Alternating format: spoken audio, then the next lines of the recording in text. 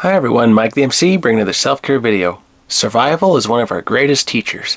I think this is a very great theme for many reasons, but I could start off from the standpoint of, well, basic needs, oxygen, food, and then your money, your clothing, okay, all the basics. But then, when you're put into that survival mode, when you are given a reminder, I'll give you an example. So my card was not working for my bank, and I was thinking, uh-oh, I got to use some of my private expenses that I was saving for something else. So I was like, dang it.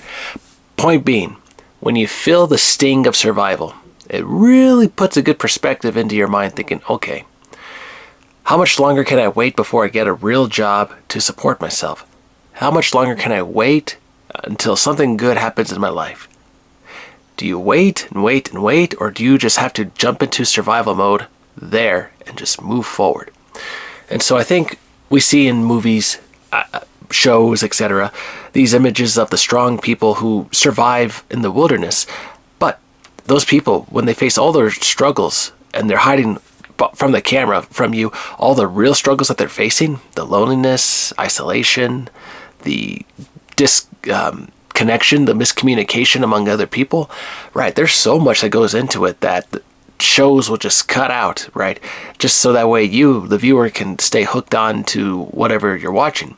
And so when you're in that real moment of survival, the maniac, I would argue, has one advantage over a sane person, where that person will do anything to survive, right? To go for the big kill, to go for the big score, right? So that you, your whole family, your clan survive. Now, I think if you compare that with your resources in a state of abundance, you'll be fine. You'll be fine. But first, you have to be the maniac in order to go get the resources. You have to be the maniac that's not afraid to venture off, to come back after you succeed, but knowing that you may not come back. The one who's willing to go and do the deed, to come back with a prize, that is one courageous act that anyone can make. And it's going to often leave us beaten up and abused. But for those who survive it and to come back from it, to share our stories if we're willing to share, that's a matter of being a leader and really giving off the perception to others that, okay, this person knew what I went through. They're willing to share their story of how they overcame their addiction, their problems, their personal struggles in life, and I can relate to that. I want to talk with that person. I can relate to them.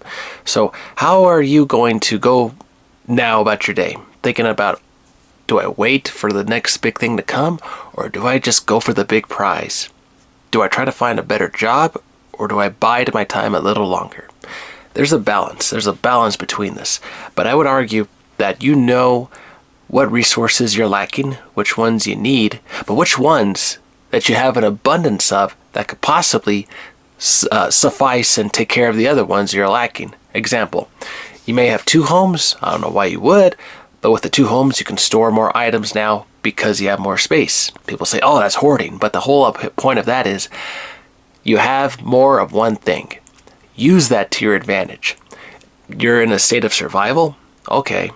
If you're going to break the idea of living like a cannibal or a maniac, using some sense of common sense, I believe that is what helps the maniac turn into a superstar on the field. You're now able to control your environment, get the resources you need, but you are aware. You're a leader. You're able to communicate what has to be received, and then to bring it back for everyone to thrive off. Right. Now the thing is, to be a man of integrity, a lady of integrity, you're thinking, all right, how do I come out of these situations that are horrible? Well, the thing is, right, don't listen to me. Always consider what's true in your gut. Always remember that I can just share ideas and stories off of my channel here, but you know what's best in your situation.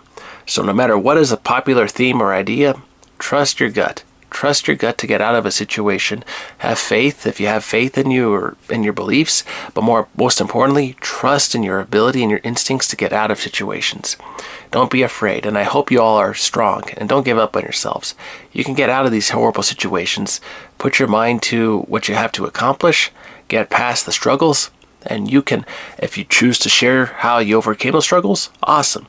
But no need to do that if it's not necessary. And just survive and make it through to the the next day and try to live very well so that your clan, your family can survive and thrive so that they don't have to suffer. Let's find the ways to bring resources to the people in our communities. Always remember that people are looking up to us in some way. And how are you going to bring resources to those in need? Things to consider. All right, everyone. Hope this one finds you well today. Take care. Have a good one.